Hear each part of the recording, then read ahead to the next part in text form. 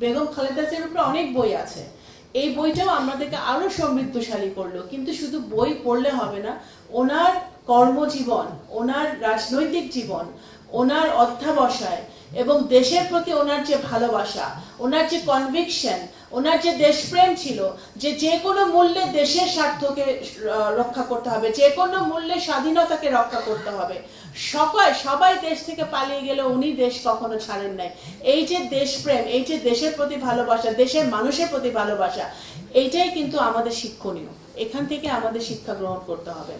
আমাদের demographic dividend হয়েছে, অনেক ইয়াং জেনারেশন এখন আমাদের বাংলাদেশের পপুলেশনের অধিকাংশই আমাদের ছাত্র সমাজ, যুব সমাজ।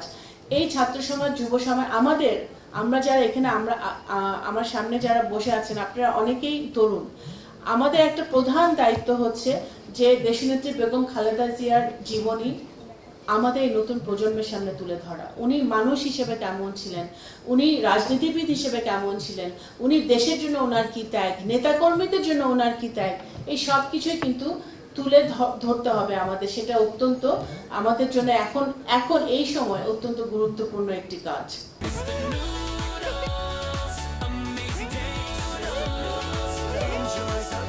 আজকে যদি দেশনেত্রী বেগম খালেদা জিয়া বেঁচে থাকতেন, উনি সবচেয়ে বেশি আনন্দিত হতেন যে আজকে আমাদের দেশের প্রধানমন্ত্রী জনাব তারেক রহমান, উনি আজকে বাংলাদেশের নারী শিক্ষার জন্য বেগম খালেদা জিয়া যেই ঐতিহাসিক সিদ্ধান্ত নিয়েছিলেন যে নারীদের শিক্ষা একেবারে ক্লাস 1 থেকে হাই স্কুল পর্যন্ত অবৈতনিক করা, তার মধ্য দিয়ে নারী শিক্ষার যে রেভলিউশন হয়েছে, যে ঐতিহাসিক রেভলিউশন হয়েছে, সেইটার এক ধাপ আজকে মার্চের 10 তারিখ আজকে এক ধাপ এগিয়ে নিয়ে গেছেন বর্তমান প্রধানমন্ত্রী জনাব তারেক রহমান।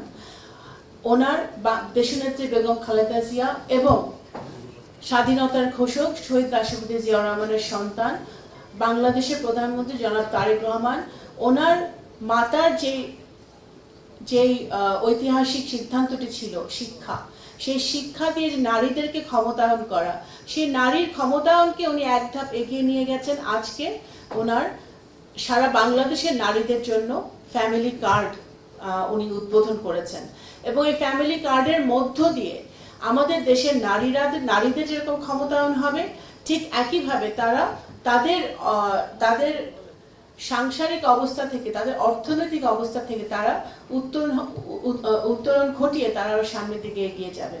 তো সেই জায়গাটায় কিন্তু বাংলাদেশ জাতীয়তাবাদী দলের আমরা যারা নেতাকর্মীরা আছি, আমাদের একটি বিশাল গর্বের জায়গা, আমাদের যেটা সেলিম ভাই বললেন, আমাদের ইমোশনের জায়গা, আমাদের ভালোবাসার জায়গাটা হচ্ছে দেশনেত্রী বেগম খালেদা জিয়া। বাংলাদেশে অনেক বহু নেতা নেত্রী এসেছে আমাদের রাজনৈতিক ইতিহাসে, কিন্তু আমার মনে হয় দেশনেত্রী বেগম খালেদা জিয়া একমাত্র ব্যক্তি যে দল, মত, ধর্ম, বর্ণ নির্বিশেষে সকলেই তাকে শ্রদ্ধা করেছে, সকলেই তাকে সম্মান করেছে, সকলেই তাকে ভালোবেসেছে। তার যে তার শত্রু, সেও কিন্তু তাকে সম্মান করতে বাধ্য হয়েছে, তাকে শ্রদ্ধা করতে বাধ্য হয়েছে। তার জীবনের জন্য, সে যেভাবে তার জীবনকে অতিবাহিত করেছেন, সেই জন্য কিন্তু তাকে সম্মান দিতে বাধ্য হয়েছে। এবং সেটা সবচেয়ে বড় প্রমাণ ওনার যে বিশাল জানাজা হয়েছে, এই দুটি জানাজা, শহীদ রাষ্ট্রপতি জিয়াউর রহমান এবং মরহুমা দেশনেত্রী বেগম খালেদা জিয়ার যে জানাজা আমরা দেখেছি, বাংলাদেশের মানুষ এই ধরনের জানাজা মানে আমরা এই উপমহাদেশে কেউ দেখে নাই।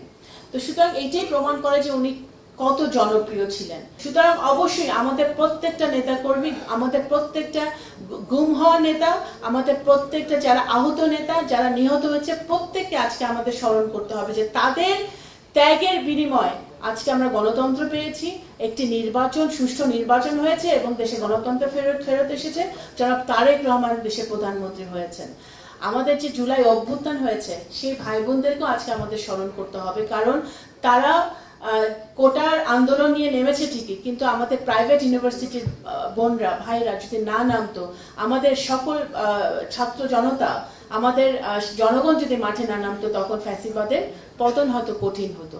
তো সেই যারা জীবন দিয়েছে তাদেরকেও আজকে আমাদের স্মরণ করতে হবে। তাদের আত্মাহুতির বিনিময়ে আজকে আমরা এখানে গণতন্ত্রের মুখ দেখতে পাচ্ছি।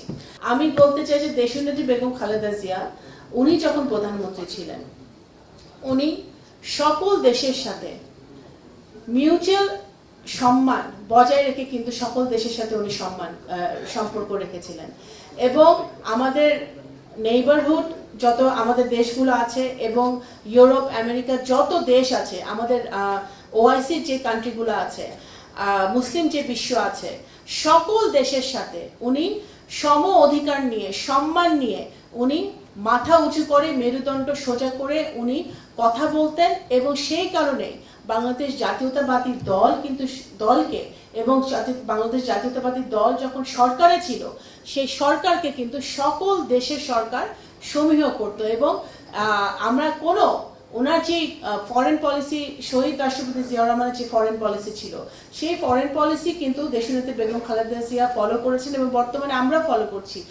বর্তমানে ওনার সন্তান জনাব তারেক রহমান যে বলছেন যে বাংলাদেশ ফার্স্ট, সবার আগে বাংলাদেশ, এইটাই কিন্তু শহীদ জিয়া এবং দেশনেত্রী বেগম খালেদা জিয়ার ফরেন পলিসি ছিল, পররাষ্ট্র নীতি ছিল, যেটা হচ্ছে যে বাংলাদেশকে প্রাধান্য দিয়ে, বাংলাদেশের মানুষকে অগ্রাধিকার দিয়ে, বাংলাদেশের মানুষের স্বার্থকে প্রাধান্য দিয়ে আমরা সকল দেশের সাথে সম্পর্ক রাখবো, কিন্তু নিজের দেশের স্বার্থ আমরা বিকিয়ে দিয়ে নয়।